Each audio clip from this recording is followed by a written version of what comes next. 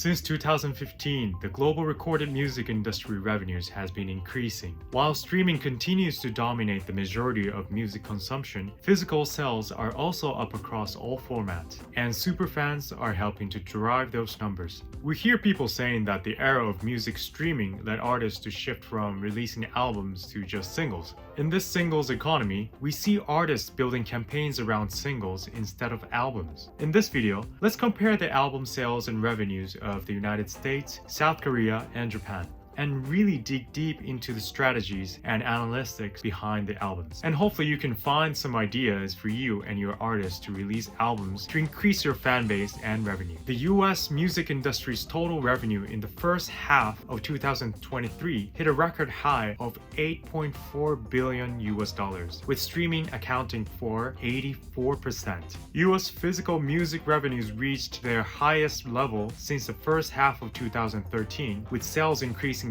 5% year-on-year to $882 million.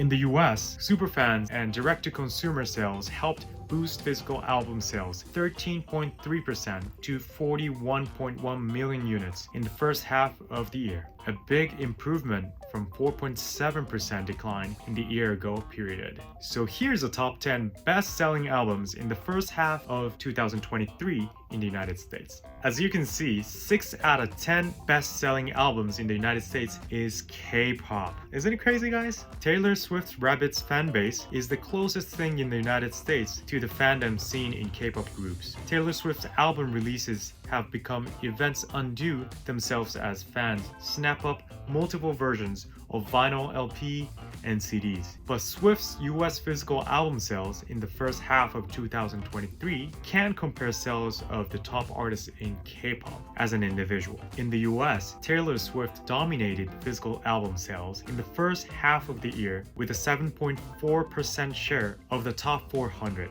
more than twice the number of the runner-up artist, K-pop group Stray Kids. Through June 30, she totaled 1.15 million physical album sales across her catalog.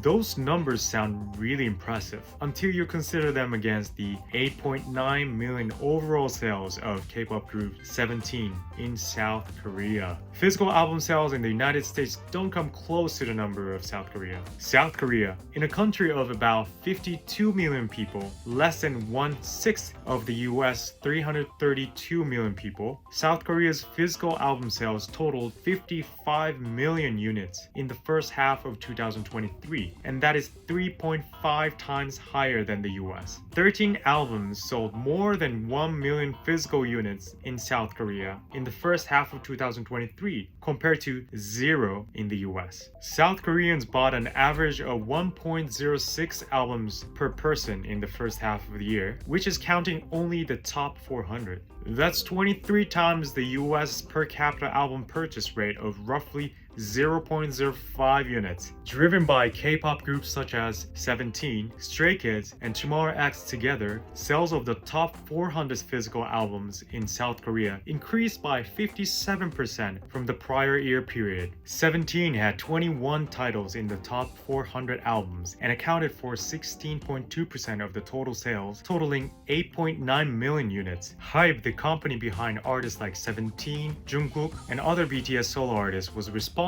for 40.4% of sales in top 400. Comparing South Korea's first half physical album sales numbers to those of US demonstrates just how big of a gap exists between the two countries in terms of consumption habits. How about Japan? In Japan, the world's second largest recorded music market, physical music, especially CDs, are still in the dominant format. There are 5 albums sold more than 1 million physical units, compared to 13 in South Korea and 0 in the US in the first half of 2023. Streaming is starting to contribute a significant portion to the overall revenue pie in the Japanese music market. However, with revenues from subscription streaming in 2022 was $575 million compared to the revenue from CD sales of $987 million in 2022. Why people still buy CDs? Is there any strategies behind it? Yes, they are. There are 4 strategies I'm going to be sharing today. Number 1, K-pop and J-pop fandoms have a strong notion that you are a true fan only if you buy the physical CDs. Basically, it's their duty to help its success to make it reach number 1 on music charts by buying CDs. That's part of the fan activity.